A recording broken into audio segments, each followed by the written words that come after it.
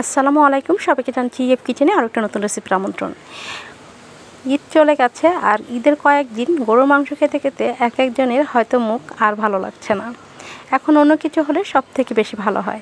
যদি একটু শাক পাতা ভর্তা যে কিছু হলে এই সময় কিন্তু ভাতটা একটু বেশি খাওয়া যাবে।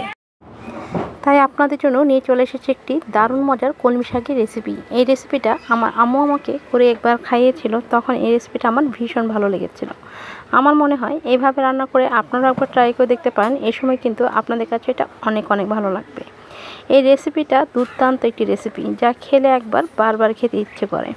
আমারও ঠিক তাই। কলমি শাক তেমন একটা পছন্দ না করলেও এইভাবে কিন্তু আমি বেশ পছন্দ করি, তাই এইভাবেই রান্না করি যখনই কলমি শাক খেতে ইচ্ছে করে। তাই আমার মনে হয় এইভাবে আপনাদের কাছেও ভালো লাগবে, তাই বাসায় ট্রাই করতে পারেন। আজকে এই কলমি শাকটা কীভাবে রান্না করছি সম্পূর্ণ ভিডিওটাই আপনাদের সঙ্গে শেয়ার করব রান্না করতে করতে।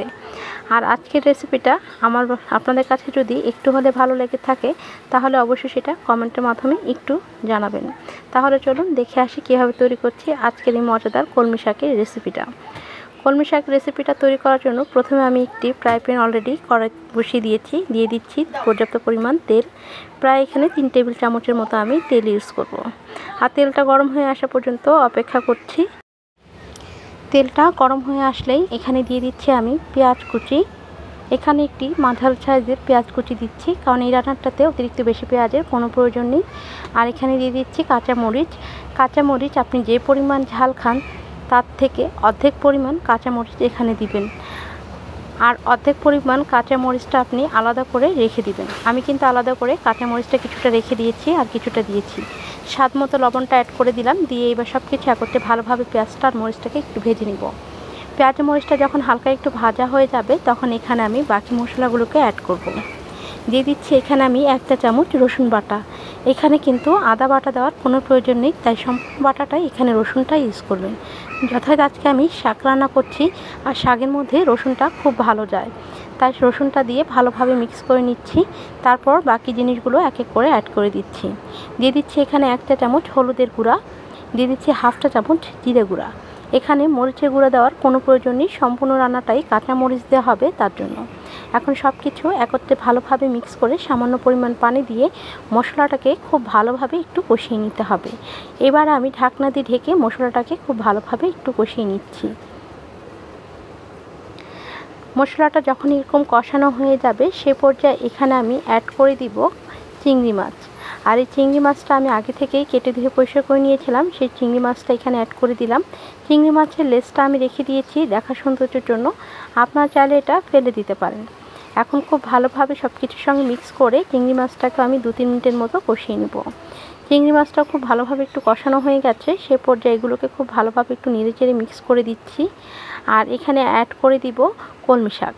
কলমি শাকটাকেও আমি আগে থেকে কেটে ধুয়ে পরিষ্কার করে নিয়েছি। আসলে এই জিনিসগুলো দেখানো মনে হয় না যে বেশি ইম্পর্টেন্ট, কারণ এই কাজটা সবাই আমরা কম বেশি করতে পারি আর কিভাবে করতে হয় সেটাও জানি।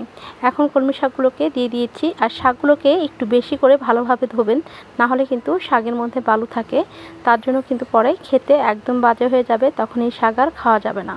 এখন সামান্য পরিমাণ পানি দিয়ে ঢাকনা দিয়ে ঢেকে অপেক্ষা করছি শাকটা মজে আসা পর্যন্ত। শাকটা কিন্তু অলরেডি অনেকটাই মজে গেছে। এবার আমি খুব ভালোভাবে শাকটাকে নেড়েচেড়ে মিক্স করে দিব একসঙ্গে। এতক্ষণ কিন্তু মশলার সঙ্গে মিক্স করা হয়নি শাকটা, এখন খুব ভালোভাবে সব কিছুর সাথে একত্রে মিক্স করে দিচ্ছি।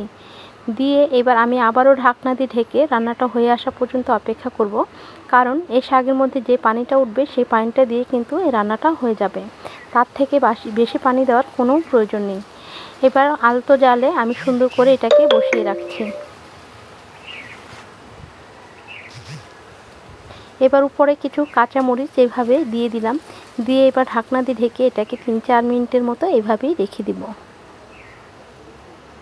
আর এই পর্যায়ে দেখুন আমার কাঁচামরিচটা কিন্তু হাফ সিদ্ধ হয়ে গেছে, তখনই কিন্তু আমার রান্নাটা কমপ্লিট হবে। এই যে রান্নার মাঝখানে কাঁচামরিচটা অ্যাড করলাম, সেজন্যই কিন্তু এই তরকারিটা খেতে অতিরিক্ত বেশি ভালো লাগে। তাই সবসময় রান্নার শেষ পর্যায়ে এরকম কিছু কাঁচামরিচ ফালি করে দিয়ে তারপর নামিয়ে নেবেন। আমার তরকারিটা কিন্তু একদম কমপ্লিট, দেখতেই পাচ্ছেন কতটা সুন্দর এবং লোভনীয় হয়েছে। আর তরকারিটা কিন্তু ঠিক এরকম একটু ভেজা ভেজা রাখবেন, তাহলে কিন্তু খেতে অনেক ভালো লাগে। আপনারা সবসময় হয়তো বা ভাজি খেয়েছেন, এরকম একটু ঝোল ঝোল করে হালকা ভিজা করে রান্না করে দেখতে পারেন। এই রেসিপিটাও কিন্তু অসাধারণ একটি রেসিপি। গরম গরম ভাতের সাথে এরকম একটু কলমি শাকের তরকারি হলে আপনার আর কোনো কিছুই প্রয়োজন হবে না। যারা এখন গরুর মাংস খেয়ে একদম মুখটা মেরে গেছে তারা কিন্তু চাইলে এইভাবে একটু রান্না করে খেয়ে দেখতে পারেন। রেসিপিটা কেমন লাগলো তা কিন্তু অবশ্যই জানাতে ভুলবেন না। আর যদি নতুন হয়ে থাকেন চ্যানেলটাকে সাবস্ক্রাইব করতে একদম ভুলবেন না।